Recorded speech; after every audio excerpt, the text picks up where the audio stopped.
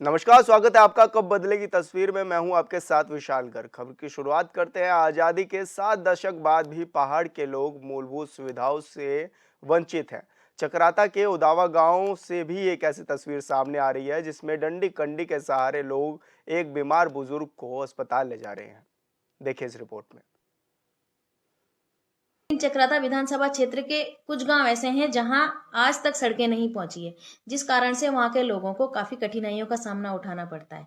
अभी ये जो हाल ही में उदावा गांव जो कि चकराता विधानसभा क्षेत्र में पड़ता है, वहां की घटना घटी है, जहां पर एक बुजुर्ग को अस्पताल ले जाया गया और अस्पताल में उन्होंने दम तोड़ दिया। बड़ी कठिनाइयों से पीठ में उठाकर वो लोग अस्पताल तक पहुंचा पाए, लेकिन उन्हें नहीं बचा पाए। बहुत ही दुखद घटना हुई और ऐसा कई बार हुआ है। जब भी कोई महिला गर्भवती होती है तो उसे प्रसव के लिए अस्पताल ले जाना होता है, लेकिन कई बार वो भी रास्ते में ही बच्चे को जन्म दे देती है। कोई शादी ब्याह अगर गांव में हो रहा हो तो दूल्हा और दुल्हन को, दूल्हे को बारात ले जाने के लिए पैदल जाना पड़ता है और दुल्हन को पैदल ही गांव तक आना पड़ता है। ये एक ऐसा क्षेत्र है जहां पर सर्दियों में बर्फबारी होती है और उस वक्त वहां का जीवन बहुत ही कठिन हो जाता है। अगर वहां पर सड़कें होती तो शायद जान माल को नुकसान ना होता, समय से लोगों को इलाज मिल पाता और कोई भी बुजुर्ग व्यक्ति हो जो बीमार पड़ जाते हैं उन्हें समय से अस्पताल पहुंचाया जाता। और बुजुर्ग व्यक्ति ही क्यों, अगर कोई यंग भी बीमार पड़ जाए तो वो भी तो चलने फिरने लायक नहीं रह पाता है ना, उसे भी तो अस्पताल पहुंचाना है। तो ये समस्या है वहां के सभी लोगों के लिए है। मैं अपने यशस्वी मुख्यमंत्री जी से ये रिक्वेस्ट करती हूँ कि आपने बहुत अच्छे अच्छे काम किए हैं हमारे उत्तराखंड में, आप इस प्रकरण को भी अपने संज्ञान में लें और जल्द से जल्द इन गांवों तक सड़कें पहुंचाने का काम करें, ताकि वहां की जानमाल को नुकसान ना हो और वहां के लोग भी अपना सरल जीवन जी सकें। जौनसार बावर क्षेत्र में आज भी दर्जनों गांव ऐसे हैं जहां पर सड़क सुविधा आज भी नहीं है। जैसे चकराता विधानसभा क्षेत्र के उदावा गांव, दिरो गांव और बुआरा गांव और मनोया, डांडा छानी, कई दर्जनों गांव ऐसे हैं जहां आज भी सड़कें नहीं पहुंची है। जौनसार बावर क्षेत्र के लोगों को आज भी कई दिक्कतों का सामना करना पड़ता है। जैसे गांव में डिलीवरी वाली महिलाएं होती हैं, गांव में शादियां होती हैं तो दुल्हन को भी पैदल चलकर आना पड़ता है। आज भी इस तरह की समस्या से जौनसार बावर क्षेत्र के लोगों को जूझना पड़ रहा है। आधुनिक युग में भी आज इस तरह की समस्या एक बहुत बड़ी बात है। इन गांवों में अभी तक सड़क सुविधा नहीं है, जिससे यहाँ के मरीजों को भी हॉस्पिटल पहुंचाने में बहुत ज़्यादा दिक्कतों का सामना करना पड़ता है। जौनसार बावर क्षेत्र में अगर कोई व्यक्ति पेड़ से गिर जाता है, किसी को बीमारी लग जाती है, किसी के पेट दर्द हो जाता है, उन्हें भी अगर इमरजेंसी में हॉस्पिटल पहुंचाना पड़ता है तो उसको पहुंचाने के लिए भी पगडंडियों की सहायता, लकड़ियों की सहायता से उन्हें मुख्य मार्ग तक पहुंचाना पड़ता है। यहाँ ऐसे गांव, दर्जनों गांव ऐसे हैं जहाँ भी आज भी मूलभूत सुविधाएं नहीं है, सड़क नहीं है, जहाँ पर लोगों को पैदल चलना पड़ता है। दुल्हन आती है तो दुल्हन को भी पैदल चलना पड़ता है, बाराती जितने भी आते हैं उन सभी को पैदल चलना पड़ता है। सरकार से यही निवेदन है, जिन जिन गाँव में आज सड़कें नहीं है उन गाँव में जल्द से जल्द सड़कें पहुँचाने का काम। ऐसे समय में जब भारतवर्ष चांद पर अपना तिरंगा लहरा रहा है और तब उत्तराखंड के चकराता विधानसभा की अगर मैं बात करूं तो आज भी कई गांव ऐसे हैं जहां पर मोटर मार्गों का अभाव है। अभी विगत दिनों उदावा एक गांव है जहां पर पानी का विगत दिनों बहुत संकट रहा है, वहां पर मोटर मार्ग नहीं है। एक व्यक्ति बीमार हुए तो जब तक वो अस्पताल पहुंचे तब तक बहुत देर हो चुकी थी और डॉक्टरों का कहना था कि यदि ये समय पर अस्पताल पहुंच जाते तो शायद उनकी जान बच सकती थी। कहने का तात्पर्य यह है कि वर्तमान समय में भी अनेक ऐसे गांव हैं जहां पर मोटर मार्ग नहीं बने और मोटर मार्ग कहीं गांव के कुछ आपसी विवाद है, परंतु इसके बावजूद भी हमें मोटर मार्गों की सख्त आवश्यकता है। ये मोटर मार्ग बन जाने चाहिए और जब नहीं बनते हैं तब ऐसे में अनेक ऐसी घटनाएं। मैं 2 दिन पहले एक जौनसार बावर का बहुत नज़दीक गांव है जो कालसी के बिल्कुल 12-15 किलोमीटर की दूरी पर है, वहां पर 1-1.5 किलोमीटर पैदल आना पड़ा। दूल्हा और दुल्हन भी पैदल आ रहे हैं। मेरा कहना यही है कि उत्तराखंड आज निश्चित रूप से आगे बढ़ रहा है, परंतु अनेक गांव जहां पर मोटर मार्ग नहीं पहुंचे हैं वहां पर मोटर मार्ग पहुंचाने के लिए जहां स्थानीय विधायक को प्रयास करना चाहिए, वहां निश्चित रूप से सरकार को भी संज्ञान लेना चाहिए, ताकि हम कोई महिला का बच्चा होता है उस महिला को हम गाड़ी में एम्बुलेंस में बिठा करके डॉक्टर के पास पहुंचा सके, या कोई मरीज होता है तो इसके कारण फिर आर्थिक रूप से भी लोगों को, जब हमारी नकदी फसलें होती है उन फसलों को भी बाजार तक पहुंचाने के लिए भी मोटर मार्ग नहीं है तो घोड़े खच्चरों पर लाद कर खिलाना पड़ता है। तो वर्तमान युग सूचना तकनीक का युग है। इसमें कहीं ना कहीं मोटर मार्ग की अत्यंत आवश्यक फसलें होती है, उन फसलों को भी बाजार तक पहुंचाने के लिए भी मोटर मार्ग नहीं है, तो घोड़े खच्चरों पर लाद कर खिलाना पड़ता है। तो वर्तमान युग सूचना तकनीक का युग है। इसमें कहीं ना कहीं विधानसभा चक्राता का उदावा गांव आज भी सड़क से अछूता है। 70 साल बाद भी यहां तक सड़क नहीं पहुंच पाई। महिलाएं प्रसव पीड़ा के कारण रास्ते पर दम तोड़ रही है। बुजुर्ग दमे के कारण रास्ते पर दम तोड़ रहे हैं। लोग उदावा गांव में रिश्ता करने के लिए राजी नहीं है और यहां तक कि मुख्य मार्ग से 10 किलोमीटर पे ये गांव मौजूद है। अड़ंगा है वन विभाग, जहां वन विभाग ने कनासर रेंज में हजारों पेड़ कटवा दिए, वहां एक गांव उदावा के लिए सड़क बन रही है और उसमें बार बार अड़ंगा कर रहे हैं, जो कि दुखद है। माननीय पुष्कर सिंह धामी से निवेदन है, भाई साहब, ये गांव आज़ादी के बाद भी अभी तक सड़क मार्ग से अछूता है और हमारे लिए भी ये दुखद है। मैं अब जौनसार बावर के लोगों से भी निवेदन करता हूं, उन राजनीतिक लोगों से भी निवेदन करता हूं कि इतने समय बाद आखिर उदावा गांव के लिए आपके क्या प्रयास रहे। 2018 में ये रोड स्वीकृत हो चुकी है, लेकिन बार बार वन विभाग अड़ंगा डाल देती है। विधानसभा में 10 प्रत्याशी रहे, लेकिन एक भी प्रत्याशी चुनाव के समय उदावा गांव नहीं गया। क्या भारत के लोकतंत्र से उदावा गांव बाहर है या भारत देश से उदावा गांव बाहर है? अब इसकी लड़ाई हम लोग लड़ेंगे। यदि उदावा की स्वीकृति तत्काल प्रभाव से नहीं आई तो हम लोखंडी पे धरने पे बैठेंगे। हम जौनसार बावर के सभी लोग उदावा गांव के साथ हैं और निश्चित हमारे विधानसभा का ये गांव सड़क मार्ग से जुड़ जाना चाहिए। बार बार यहाँ के युवा इस पीड़ा से उठ नहीं पा रहे हैं, आखिर ऐसा क्यों? इसलिए आप सभी से निवेदन, आगे आइए और शासन प्रशासन से भी निवेदन है, प्रयास कीजिए।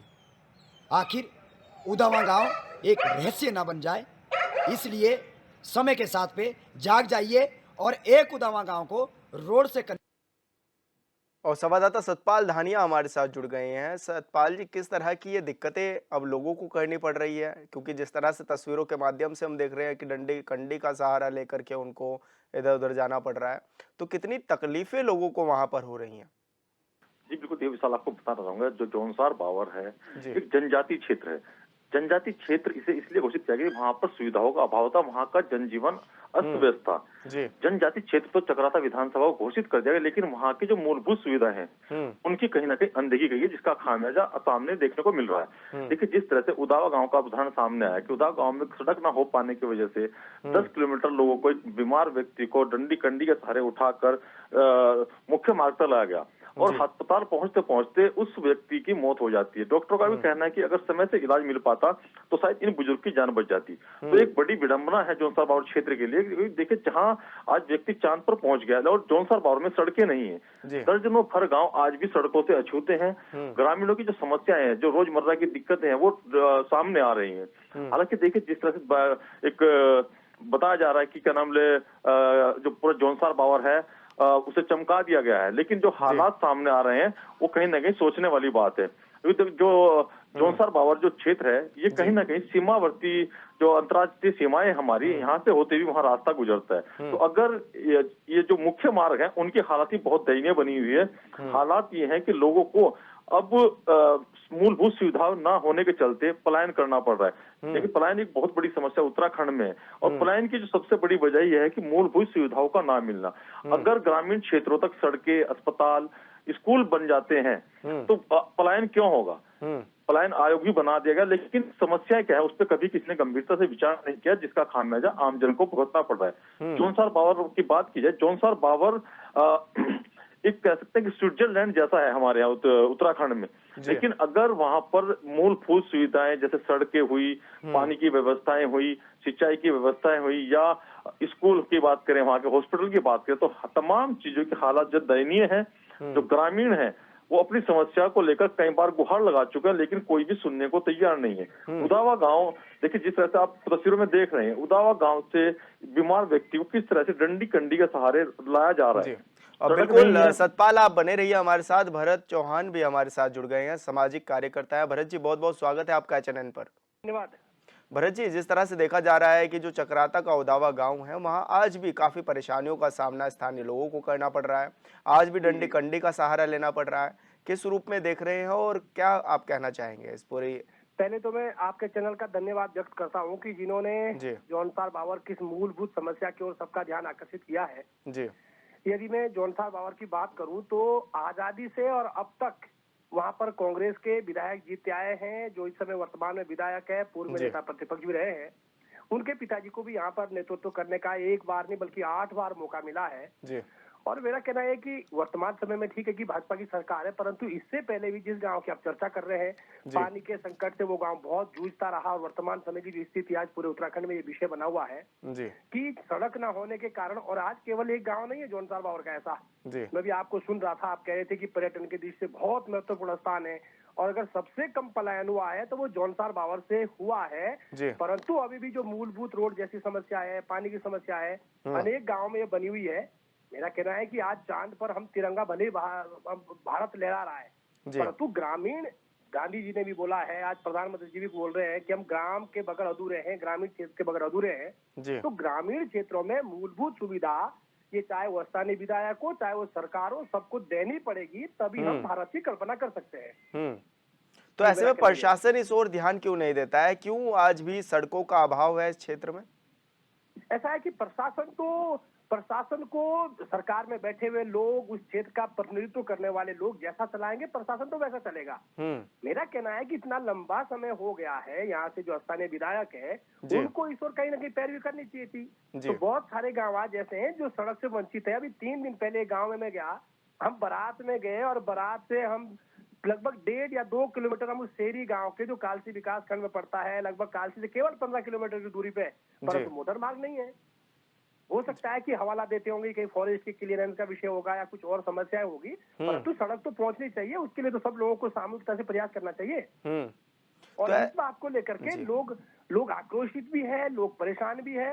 व्यक्ति या कोई प्रसव वाली कोई महिला हो, उनको अगर रास्ते में वो दम तोड़ रहा है, ये कल की घटना हुई है, इसमें डॉक्टर ने साफ कहा कि यदि समय से हमारे पास पहुंच जाते तो हो सकता है वो जिंदगी बच सकती थी।